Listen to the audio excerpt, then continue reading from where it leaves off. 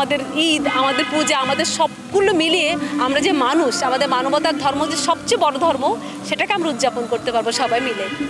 নারায়ণগঞ্জে গেছিলাম প্রথম দিন সপ্তমীতে। নারায়ণগঞ্জের পূজা আমি বহু বছর পরে দেখলাম এবং ভীষণ ভালো লেগেছে নারায়ণগঞ্জের পূজা, কারণ ঐতিহ্যবাহী সকল পূজা। আর ঢাকার পূজায় একটু ভিড় বেশি হয়, কারণ পূজার সংখ্যা কম্পারেবলি কম হয় বলে এখানে সবাই উপচে পড়া ভিড়টা হয়। সুতরাং আজকে এখান থেকে শেষ যে রাত 2টা পর্যন্ত প্রতিমা দেখার প্ল্যান রয়েছে, সেই উদ্দেশ্যেই এখন বেরোবো। নিঃসন্দেহে ভালো, ভাবনার অতীত। কারণ এতগুলো বছর, এই যে ছোটোবেলা থেকে এ পর্যন্ত কোনোদিন ভাবিনি, কিন্তু এই উৎসব কিন্তু শিল্পকলারই করার কথা। কারণ দুর্গা প্রতিমার যে মণ্ডপটি, এটা পুরোপুরি একটা নন্দন, কিন্তু একটা শিল্প, একটা শিল্পের চর্চা। এই যে প্রতিমা গড়া থেকে শুরু করে মণ্ডপটি তৈরি, এর প্রত্যেকটা জিনিস শিল্প চর্চা, মৃৎশিল্প, কারুশিল্প, সকল কিছুর সমন্বয় হয়েছে একটি দুর্গা প্রতিমা।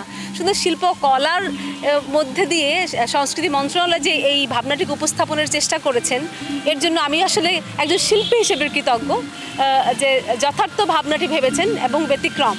এই ভাবনা যদি অব্যাহত থাকে, পরবর্তীতে যে সরকারই আসবে তাদের কাছে বাসনা থাকবে, মানে অনুরোধ থাকবে, এমন করে যদি আমরা ভাবতে পারি, তাহলে কিন্তু আসলে কোন ধর্ম বড়, কোন ধর্ম ছোট, কোন ধর্ম এগিয়ে, কোন ধর্ম পিছিয়ে, তার থেকে মূলত আমরা সবাই যে বাঙালি, আমাদের ধর্ম, আমাদের ঈদ, আমাদের পূজা, আমাদের সবগুলো মিলিয়ে আমরা যে মানুষ, আমাদের মানবতার ধর্ম যে সবচেয়ে বড় ধর্ম, সেটাকে আমরা উদযাপন করতে পারবো সবাই মিলে।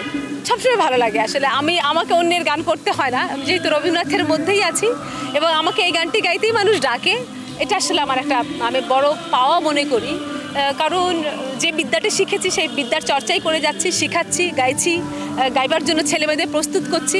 ঈশ্বরের কৃপায় আমাকে রেখেছেন, মা দুর্গার কাছে আমার চিরকৃতজ্ঞতা।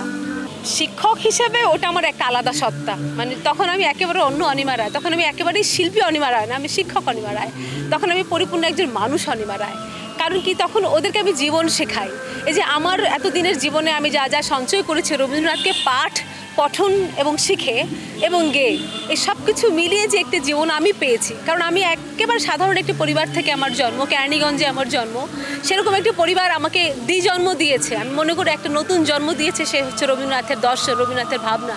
সুতরাং সেই ভাবনাকে আবার বিলোবার সুযোগ আমাকে বিধাতা করে দিয়েছেন, সেই রবীন্দ্রনাথকে আমি আবার তাদেরকে দিতে পারছি। সুতরাং আমার এই যে রবীন্দ্র ভাবনাকে কেন্দ্র করে ছেলেমেয়েরা বেরোচ্ছে, রবীন্দ্রনাথকে আবার লালন করার স্বপ্ন তারা দেখছে, সিঁড়ির চিলেকোঠায় বসে বা সিঁড়ির প্রাঙ্গণে বসে গিটার বাজিয়ে তার রবীন্দ্রনাথের গান গাইবার বাসনা করছে, একজন শিক্ষকের থেকে বড় পাওয়া আর কি হতে পারে।